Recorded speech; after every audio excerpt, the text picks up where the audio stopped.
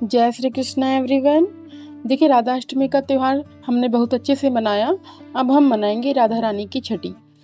राधा रानी की छठी हम शाम को मनाएंगे। राधा रानी की छठी शाम को मनाई जाती है। और देखिए फ्रेंड्स, जब बच्चा जन्म लेता है तो जन्म के 6 दिन बाद छठी मनाई जाती है। जिस प्रकार हमने भगवान श्री कृष्ण की छठी मनाई है, उसी प्रकार हम राधा रानी की भी छठी मनाएंगे। राधा अष्टमी का त्यौहार 11 सितंबर को था, तो उसी हिसाब से राधा रानी की छठी 16 सितंबर को मनाई जाएगी। देखिए, छठी वाले दिन बच्चे को नई पोशाक पहनाई जाती है, इसलिए हम राधा रानी को भी नई पोशाक पहनाएंगे और सुंदर सा श्रृंगार करेंगे।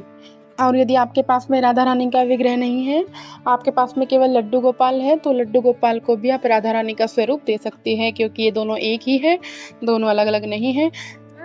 इसलिए आप लड्डू गोपाल को भी राधा रानी बना सकते हैं। और यदि आपके पास में लड्डू गोपाल भी नहीं है और राधा रानी का भी विग्रह नहीं है, तो आप राधा कृष्ण की कोई भी फ़ोटो ले सकते हैं और राधा रानी की छठी मना सकते हैं। तो चलिए हम देखते हैं राधा रानी की छठी की पूजा विधि। तो फ्रेंड, सबसे पहले तो हम राधा रानी को गंगा जल से स्नान कराएंगे और साथ में लड्डू गोपाल को भी स्नान कराएंगे। उसके बाद हम उनको, लड्डू गोपाल को और राधा रानी को, दोनों को नए और सुंदर वस्त्र पहनाएंगे और उन दोनों का सुंदर सा श्रृंगार करेंगे। और यदि आपके पास में हो तो आप पीले वस्त्र उनको पहना सकते हैं, लेकिन पीले वस्त्र नए होने चाहिए। और यदि आपके पास में पीले रंग के नए वस्त्र नहीं हैं, तो आप कोई भी नए वस्त्र उनको पहना सकते हैं। उसके बाद आप चौकी लगाएंगे, और अगर आप चौकी लगाना ना चाहे तो मंदिर में भी आप अपने ये पूजा कर सकते हैं। उसके बाद आप चौकी लगाएंगे। उसके बाद चौकी पर लाल या पीले रंग का वस्त्र बिछाएंगे। उसके बाद हम लड्डू गोपाल को और राधा रानी को चौकी पर विराजमान करेंगे। यदि आपके पास में उनका विग्रह नहीं है, तो आप राधा कृष्ण की कोई फोटो भी ले सकते हैं। उसके बाद आप जल के छींटे लगाकर दोनों को भाव रूप में स्नान कराएंगे और चंदन से दोनों को तिलक लगाएंगे। इसके बाद उनको वस्त्र के रूप में हम कलावा समर्पित करेंगे। राधा रानी को आप चुनरी समर्पित कर सकते हैं। इसके बाद हम दिया जलाएंगे। उसके बाद हम दिया जलाकर छठी का काजल बनाएंगे।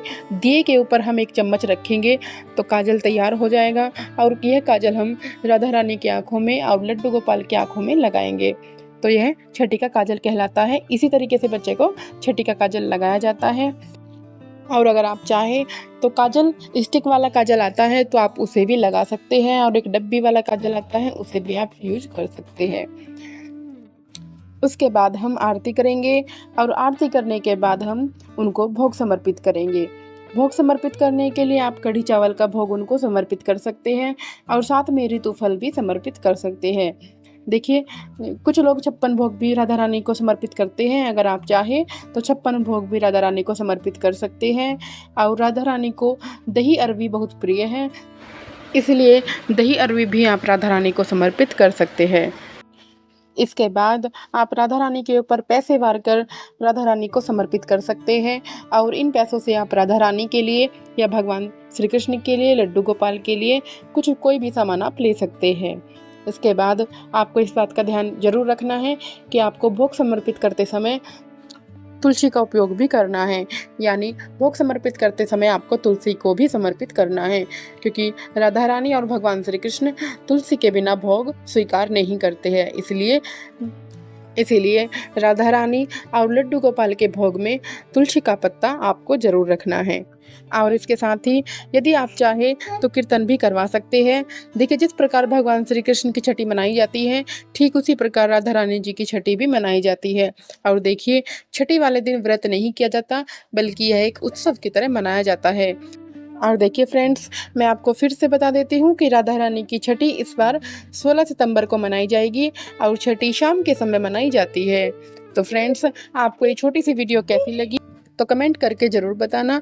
और अगर आपको वीडियो अच्छी लगी हो तो प्लीज़ फ्रेंड्स, मेरे चैनल को सब्सक्राइब करें, वीडियो को लाइक करें और कमेंट करें, शेयर करें।